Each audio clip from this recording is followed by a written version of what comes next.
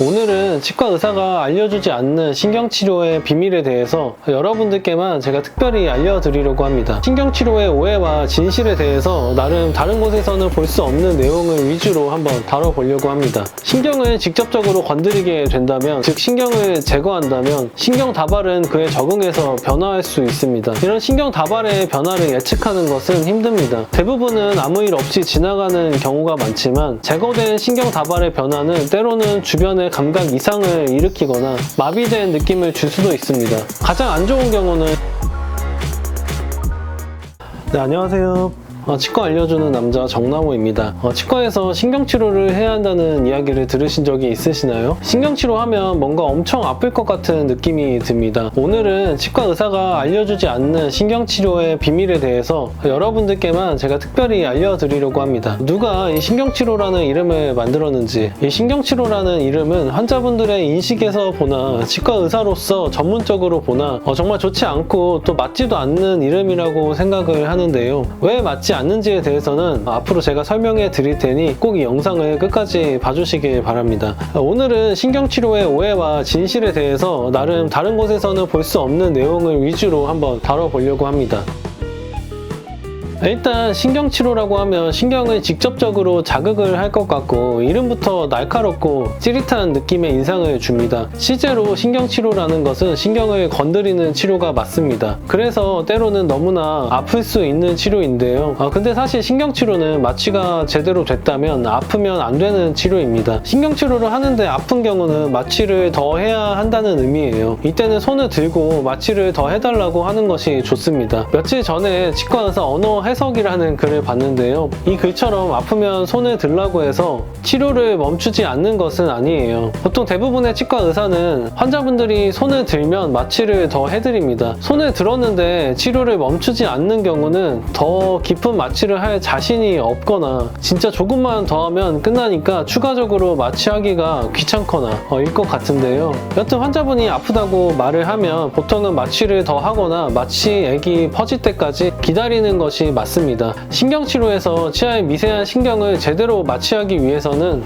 세심하게 마취를 해야 할 필요가 있는데요. 때로는 치아 안쪽의 신경에 직접 마취를 하곤 합니다. 치아의 안쪽 신경에 직접적으로 마취를 하는 방법은 효과적이지만 때로는 마취 시에 극심한 통증을 유발하기도 하는데요. 결론은 신경치료는 아프지 않게 치료를 해야 한다는 것입니다. 이는 치과에 트라우마를 생기게 할 정도로 극심한 통증을 유발할 수도 있기 때문에 다른 어떤 것보다 최소한의 통증으로 진행을 하는 것이 신경치료에서는 가장 중요하다고 생각합니다. 근데 왜 신경치료라는 이름이 부적절할까요? 신경치료는 신경을 치료하는 것이 아닙니다.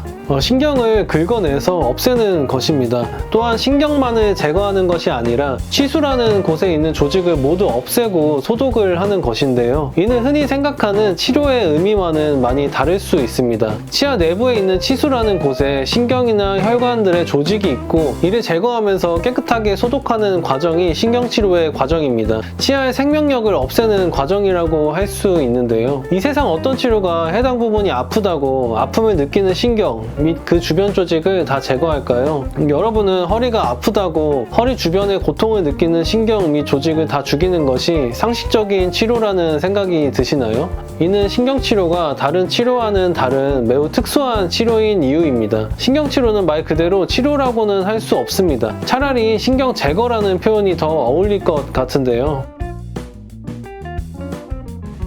이제 여러분은 신경치료라는 것이 치아 안쪽의 신경 및 조직을 긁어서 없애고 소독하는 것이라는 것을 아셨을 겁니다. 그렇다면 어떤 분들은 이런 의문을 품을 수 있을 거예요. 이는 실제로 제가 학생 때 품었던 의문이었습니다. 치아 안쪽의 모든 신경과 조직을 완벽하게 제거하는 것이 가능할까? 우리의 몸은 단순하지 않습니다. 실제로 이는 치아 하나만 봐도 마찬가지인데요. 아주 예전에는 치아의 뿌리와 그 안에 있는 신경의 모양이 치아마다 일관된 형태가 있다고 생각을 했습니다.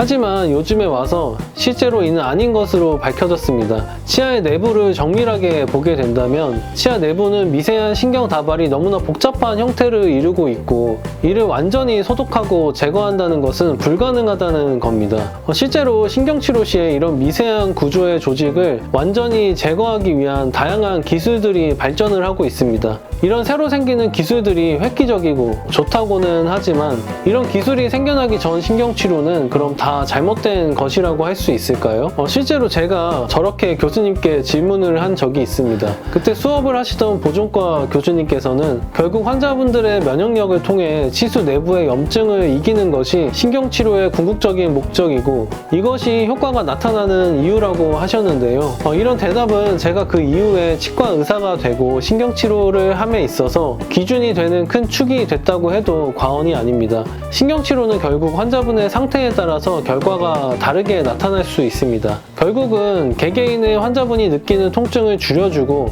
치아를 더 오래 사용할 수 있게 하는 것이 신경치료의 목적입니다. 누군가에게는 효과가 엄청나게 클 수도 있는 신경치료는 다른 누군가에게는 아무 소용이 없을 수도 있습니다. 신경치료를 하는 수많은 방식이 있고 그에 대한 새로운 기술들도 많이 생겨나고 있는데요.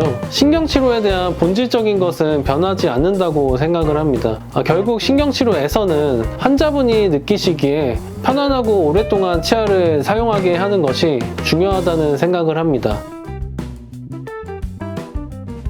신경치료는 발치를 해야 하는 상황에서 최대한 치아를 살리기 위한 최후의 수단 같은 역할을 하는데요. 신경치료는 그 아픔에 비해서는 사실 크게 위험할 것이 없는 치료라고 생각을 하실 수도 있습니다. 하지만 모든 치료에는 아주 작은 확률이라도 부작용이 있을 수 있습니다. 신경치료 후에 통증이 남아있는 경우는 사실 신경치료의 위험성이라고는 볼 수 없습니다. 이는 신경치료가 실패했다고 보는 것이 적절한데요. 즉 위에 설명했다시피 신경치료를 통해 염증 조직을 제거하고 소독을 했다고 해도 의사가 치아 안에 복잡한 조직을 완전히 제거하고 소독하는 데는 한계가 있을 수 있고 환자분의 면역력이 이를 이기지 못한다면 신경치료는 실패했다고 할 수 있습니다. 신경치료의 위험성은 이런 실패와는 관계없이 신경을 건드리는데 그 위험성이 있습니다. 이는 사실 많은 분들이 처음 들어보는 이야기일 수 있는데요. 신경을 직접적으로 건드리게 된다면, 즉 신경을 제거한다면 신경 다발은 그에 적응해서 변화할 수 있습니다. 이런 신경 다발의 변화를 예측하는 것은 힘듭니다. 대부분은 아무 일 없이 지나가는 경우가 많지만 제거된 신경 다발의 변화는 때로는 주변의 감각 이상을 일으키거나 마비된 느낌을 줄 수도 있습니다. 가장 안 좋은 경우는 신경의 과민성 변화가 일어날 수도 있다는 것인데요. 이는 외국 및 우리나라에서 실제로 일어나는 신경치료의 부작용입니다. 신경의 과민성 변화가 일어난다면 해당 부분에 극심한 통증이 일어날 수도 있고 이는 신경치료 시에 가장 조심해야 하는 부분이 아닐까 생각을 합니다. 이런 과민성 신경 변화는 치료 방법이 극히 제한적인 것이 현실인데요. 약물을 통해 증상을 완화하거나 심한 경우 상위신경을 절제하는 수술을 하기도 합니다. 오늘은 신경치료에 대해서 많은 분들이 알고 계신 내용과는 조금 다른 관점에서 이야기를 해봤는데요. 신경치료는 치료의 어려움과 그 위험성에도 불구하고 정말 좋은 치료이고 꼭 필요한 치료라고 생각합니다. 신경치료를 극도로 싫어하는 치과 의사가 있는 반면 신경치료를 과도하게 하는 치과 의사도 있는데요. 각자 의사들마다 자기만의 치료 철학이 있다고 생각합니다. 이는 경험을 통해 점점 변화하기도 하는 것 같은데요. 저는 최대한 신경치료를 피하되 필요할 때는 꼭 해야 한다고 생각합니다. 때로는 어떤 치과에서는 크라운 치료를 하려면 무조건 신경치료를 해야 하는 경우도 있다고 하고 또 어떤 치과에서는 신경치료를 절대 하지 않고 무조건 발치하고 임플란트를 하는 것도 있다고는 들었습니다. 개인적으로는 둘 다 잘못된 치료 방법이라고 생각을 합니다. 환자분들 개개인에 맞는 치료 방법을 결정해야 하고 치료 과정과 위험성에 대해서 환자분들과 충분히 소통을 하면서 진행을 해야 한다고 감히 저는 생각을 합니다. 그럼 저는 다음에 더 유익한 영상으로 찾아뵙도록 하겠습니다. 감사합니다.